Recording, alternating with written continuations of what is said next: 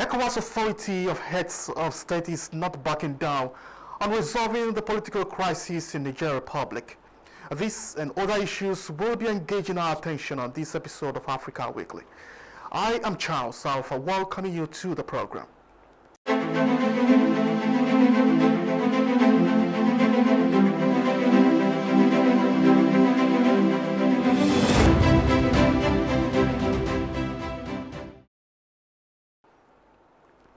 Now, the ECOWAS Authority of States and Governments has demanded immediate release of President Mohamed Bazoum and the restoration of the constitutional order in the Republic of Niger. At an extraordinary session summoned by President Bola Tinubu in Abuja, the authority described the detention of President Bazoum as a hostage situation.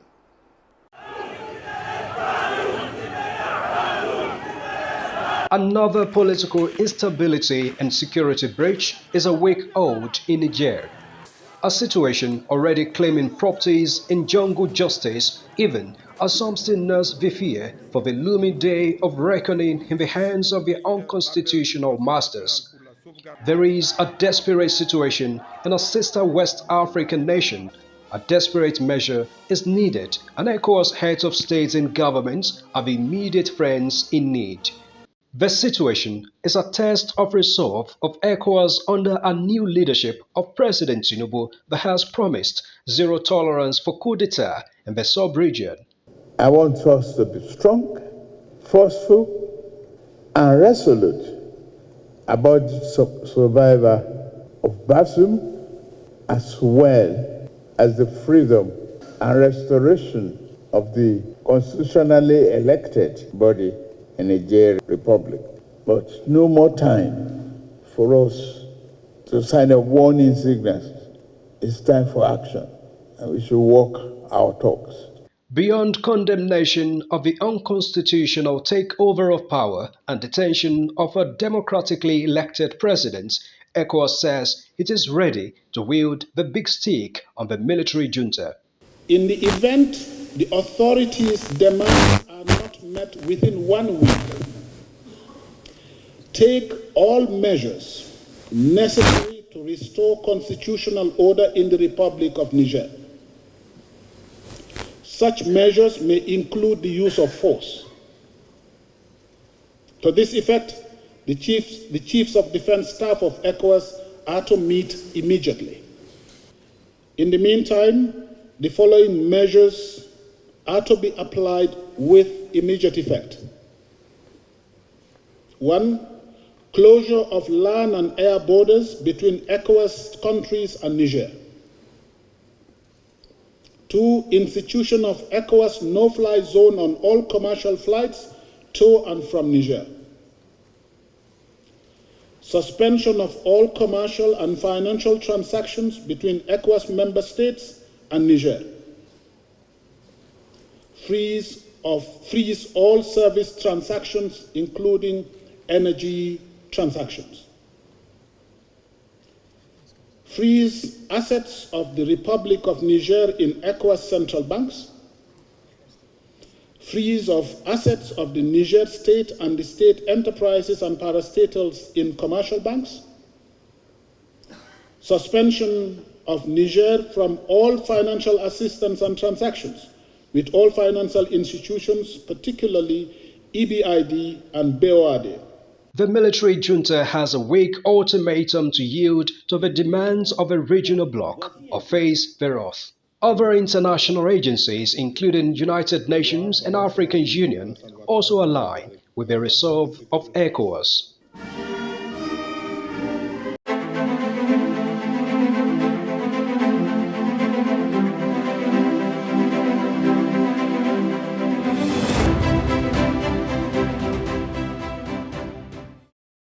Former President of South Africa, Thabo Mbeki, and the diplomatic corps in Nigeria have urged the African Union, AU, to strengthen all democratic structures to deter resurgence of the notion of military coup d'etat in Africa.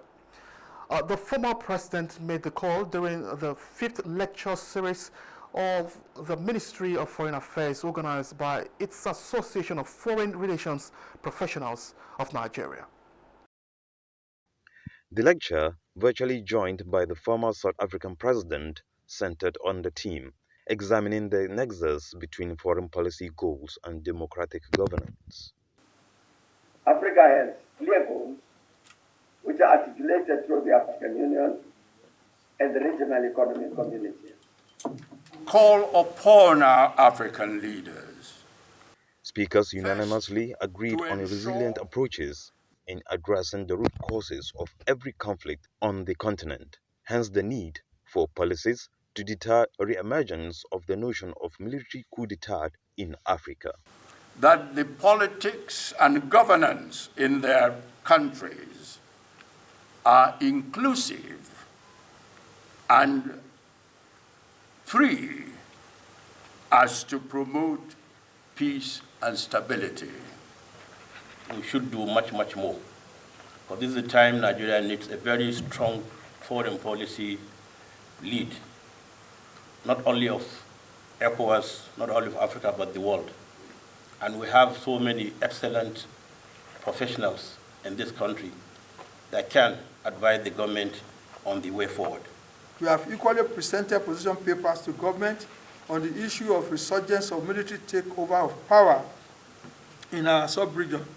We have also participated in the process of resetting our foreign policy agenda to a smart format.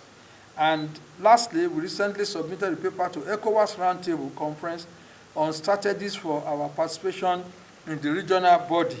They tasked state governments to always employ expertise of foreign relations experts in sustaining democratic governance to accelerate development and ensure stability across the continent.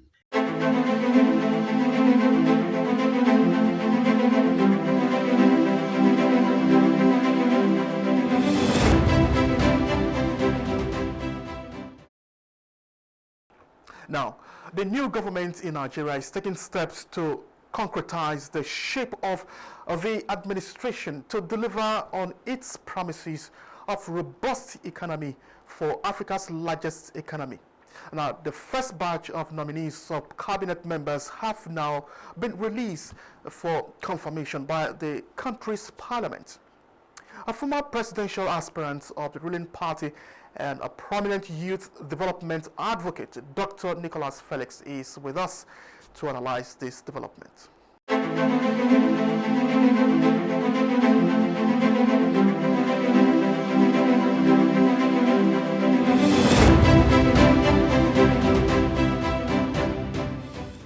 All right, joining me now in the studio to talk more on the subject at hand is a former presidential aspirant of APC and a stalwart of that party, for that matter, Mr. Nicholas Felix. I want to say thank you very much for coming on Africa Weekly, Mr. Nicholas. Thank you for having me. Good to be here. Okay, first of all, it's slightly over 2 months now that the present administration came on board, and if you were to assess the first few steps of the president, what would it be for you? Once again, thank you for having me. Good to be here. I'll give the president a great pass mark. The president did promise that as soon as he is sworn in, he's going to hit the ground running. And I can say the president had not just hit the ground running. We can literally say it as he's flying, because so much policies within the past just few months, 2 months. Most administration, once they enter, you begin to count, a few policies here and there, a few achievements within the first 100 days. But in just 60 days, 63 days, the President Bola Ahmed Tinubu has done so much. His administration is busy. There's practically any day that something is not happening. So I have to say, with this momentum, the president continue, in the next 1 or 2 years, I think Nigeria will begin to experience a new atmosphere. So the president is doing well, and we pray that God will strengthen him more to do exactly what he promised in his manifesto. Now, some of those things he said he was going to do, re-echoed yesterday when he came, on national television across, the country to spell out his plans for the country. Now, if you take a look at the national broadcast, what stood out for you? Yeah, first of all, is the passion at which the president spoke. You could see that he was pouring his heart out there to Nigerians, letting them know we are not here playing, we are not here joking. We know it's just 60 days, and because of the fuel subsidy removal, the fuel price has gone up. That seems to be the what is trending now, and that seems to be what Nigerians are focusing on. He kind of poured his heart out to let Nigerians know that they should be patient, that they are not just working for nothing. That time we begin to experience the benefit of all the policies that he has been putting in place. You must understand the fuel subsidy has been there for decades, and removing such, they say if you fight corruption, corruption will definitely fight back. And this is what we're experiencing, the reaction from the fuel subsidy removal. If the president remains consistent, like I know he will, I think things will get normalized. There will be balance as we go. So that broadcast to me was just for the president to assure Nigerians that they should be patient, that he's working things out. And as soon as the cabinet is instituted, I know more will be done, and Nigerians will begin to experience a new atmosphere. Okay, now going forward, from all of this, now we saw, the number of ministerial ministers that were sent to the Senate and the screening that is ongoing right now. Would you say that the names of those on the list reflect what he actually wants to do? I mean, help him, push forward, his plans for Nigeria? Yes. When you look at the, so far, there are 28 ministerial nominees. When you look at, I'll speak not just in person, but in terms of groups and categories. The president, first of all, promised that he was going to bring women on board. And now we see that we have 7 women, 25% of the list that was submitted, 7 women. And these are not just random women. These are women, if you check their party members, number one, their loyalty and hard work to the victory of the president, and their capacity. I know about 6 of these women. There are people who I know they are going to do well. Talk about Dr. Betta, talk about Uju, we talk about Honorable Iman. So all of these, Stella Oketete, these are people who are very capable in their own field. So in as much as the president is fulfilling his promise, bringing women on board, he didn't just bring every other kind of woman. He brought women who are capable, and we know they are going to perform well. On the other hand, of course, there are party members, party loyalties that are there. But look at somebody like Professor Ali Party. People talk so much about him, that he has so much to bring on board. You look at somebody like Dele Aleke, who has been a loyalist to the president for so long. We're excited seeing him on the list. Somebody like Governor Mai, somebody I know very well. He did so much while he was governor of a Ebonyi state. Most importantly also, I know one of the ones that is trending is the president of Governor Wike. I like Wike just because of the fact that he was very committed in carrying out projects in his state while he was governor. To the very last day, Wike was commissioning projects. If that's the only part, somebody like him being the Minister of Works, if that's the only part he brings to the table, I think he worked it. I would trust him in that department. So in terms of the president fulfilling his promise, bringing women in his cabinet, he has done that. In terms of government of national unity, which he promised, that's why you have somebody like Wike there, he has done that. And also in terms of bringing youth on board, that's the only part I'm advocating more for. Yeah. Because as of today, we have just one youth, Olatunji, 41 years old. We thank the president for that, but we need more, and I'm hoping that the next list that is coming out, we have a lot of youth there. At least I'm saying 6, 7, or 8 youth will be among the 13 names that are coming out. Other than that, I think the president made a great choice in picking his cabinet. We just want more youth on the table, because that's the last promise, the last thing he promised as members of the cabinet that should be fulfilled. And I have so much confidence that he's going to do as the list comes out. Okay, Mr. Nicholas Felix, just so that you don't get your expectation dashed in a way, should the list comes out and the number of youths you are expecting to be on that list, does not, meet your expectation. Now, it is one thing to want them to be in the cadre of the minister and all of that, but in what areas should this list come out and your expectation is not met? What will you be recommending? What other areas do you think that the youths can get involved, even though it mustn't be when you are a minister before you can make an impact in this administration. So what would you say? Yeah, first of all, I'll be very, very surprised if at the end of the day we have just one youth. It will be my greatest surprise in my few years in politics because of the hope that we, and the belief, the trust, the faith we have in Mr. President. So that's why everything in me tells me that we're going to have just more than one youth there. But on the other hand, there are other areas, of course, youth are going to function. You have other, agencies, board members, chairs, and the rest of that. Of course, we're advocating for more of that. But the reason why we're saying so much about, the cabinet formation, it has to start from here. Remember, ministers are going to be sitting with the president, making decisions. So this is very crucial. This is very key. If we don't get much here, then how do we believe that we are going to be represented in other agencies as we go? So, like I said, we have so much faith in Mr. President. Recently the youth went to see Mr. President. I pay very close attention to little things. After Dayo Israel spoke, the national youth leader of APC, he spoke very well. The president was clapping. I mean, the manner at which he was clapping, I don't think I've seen the president clap like that before. So when I saw that, I said, this is exactly what we're talking about. We have a president who is youth-friendly. We have a president who is our father, who cheers the youth up, who wants to carry the youth along. So that's why I do not expect anything less or just having one youth in the cabinet. All right, now on the lighter ground, before I let you go, you recently carried out a free distribution of fuel to motorists in those states. What informed this gesture before we let you go? Yes, this is something I've been doing. If you go online and just type free gas giveaway, you'll see we're all over in the news in America. I started it in 2015, so I do it every year, July 2015, 2016, 17, 18, 19. 2020 and 21 was the only year we didn't do it because of the pandemic. And even here in Nigeria, I did it also in Ibadan. I did it several times in Benin. So, but this time around, I felt everybody's talking about FOIA. Our president came with a renewed hope mandate.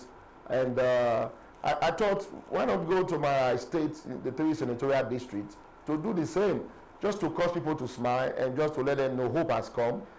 We know that things may be a little bit difficult, but we know things are going to change. So that's why we decided to go to, we couldn't do it in all the states. A lot of people have been calling, have been receiving calls to come to this state, but unfortunately, we could only do Edo State for now. Hopefully, as time goes on, we hope that one day we'll be able to reach the entire nation with the same gesture.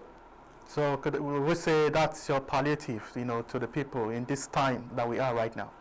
Yes, that's our little palliative. As a matter of fact, our intention was to gear it towards the youth. But I know it was going to be somehow, if on that day we only announced that we are giving free fuel to the youth, we might end up getting a lot of backlash from the women.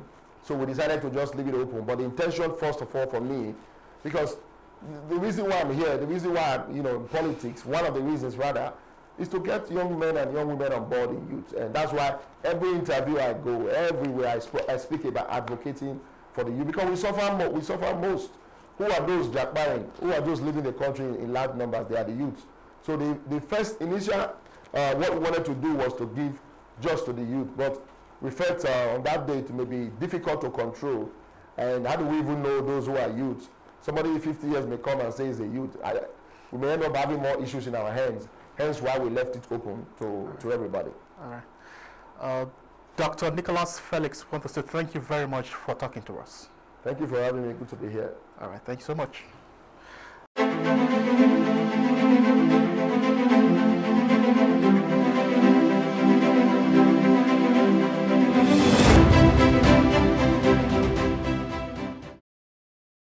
Of the 33 countries that signed the AU Protocol on Free Movement of Persons, only 4 have ratified it, thus making it difficult to scale up trade on the continent. AU Commissioner in charge of Health, Humanitarian Affairs and Social Development, Ambassador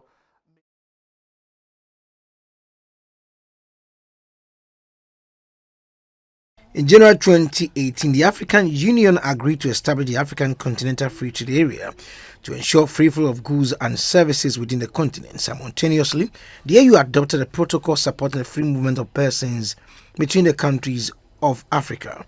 Both are considered necessary for the successful social and economic development of countries on the continent. As of January 2021, 54 countries have signed the AfCFTA and 35 countries had fully ratified, whereas 33 countries had signed the Free Movement of Persons Protocol and only 4 countries had fully ratified. They are Rwanda, Niger, Mali and Sao Tome and Principe. AU Commissioner in charge of Health, Humanitarian Affairs and Social Development, Ambassador Minata Samti Susuma, is in Ghana to push for the ratification of the AU Protocol on Free Movement. We need omelette, but we don't have to broke eggs. It's not possible. We need free trade. We don't need free movement. That's why we are here. Ghana signed this protocol on free movement, and we would like Ghana to show, as usual, the leadership of Ghana, the importance of Ghana, what Ghana is doing, and also Ghana is important because Ghana has the Secretariat General of CFTA.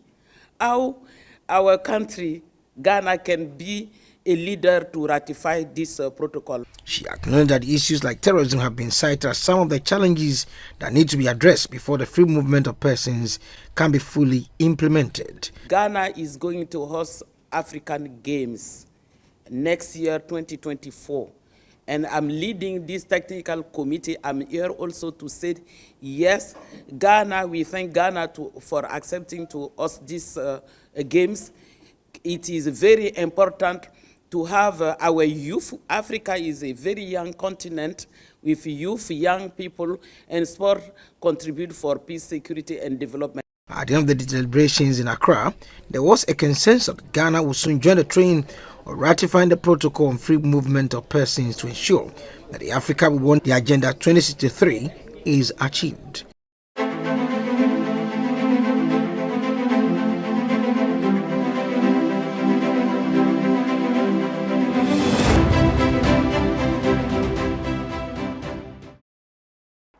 And that's our package this week on Africa Weekly. Thanks for watching. I am Charles Alpha. Bye-bye.